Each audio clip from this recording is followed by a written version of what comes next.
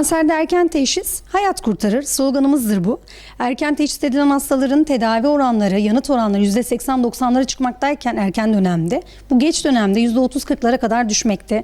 Hastalarımızın organ kaybı, tabii ki ameliyatta alınan daha büyük alanlar, daha büyük kitleler olmakta. Ayrıca hastalar ileri evrelerde daha ağır kemoterapilere, daha ağır immünoterapilere, radyoterapilere ve tedavilere maruz kalabilmekte. Ama bunu erken dönemde daha kolay şekilde atlatabilmekteyiz. Türkiye'de DSÖ'nün onayladığı 3 tarama programı mevcut. Kadınlarda 40 ila 69 yaş arası 2 yılda bir mamografi ile meme takibi yapılmakta. Yine kadınlarda serviks kanseri için 30 ila 69 yaş arasında 5 yılda bir HPV, DNA ve serviks simir örneklemesi yapılmakta. Ayrıca da kolon kanseri için hem kadınlarda hem erkeklerde 50 ila 70 yaş arası 2 yılda bir gaytada gizli kan ve 10 yılda bir kolonoskopi taraması yapılmaktadır. Bunlar KETEM, aile sağlığı merkezleri ve sağlıklı hayat merkezlerinde yapılabilmektedir. Risk grupları en başta tabii genetik grup yer almakta. İşte annesinde, babasında, ailesinde genetik bilinen mutasyonlu yatkınlıkları olan kişiler.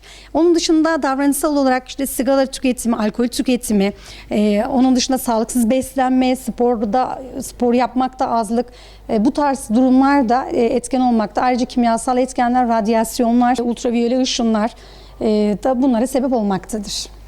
Toplumsal farkındalık için tabii ki burada aile sağlığı merkezlerine ve sağlık ocağı hekimlerine çok iş düşmekte. Hastayla birebir ilk tanışan, karşılaşan onlar. Onlara bilgi vererek tarama programları daha fazla anlatılıp yine KETEM'in mobil gezide olan ve taşraya kadar giden hizmeti bulunmaktadır. Daha fazla reklam, daha fazla bilgilendirme ile bu sağlanabilir. Sağlık sistemimiz aslında yeterli. Birçok konuda ücretsiz tarama programlarımız 81 ilde KETEM'in merkezi mevcut. Ama tabii ki de bazen cihaz aksaklıkları, eksiklikleri olabiliyor. Hastalar yeteri kadar bilgilendirilmemiş olabiliyor. Bunların dışında ama yeterlidir sağlık sistemimiz bu konuda.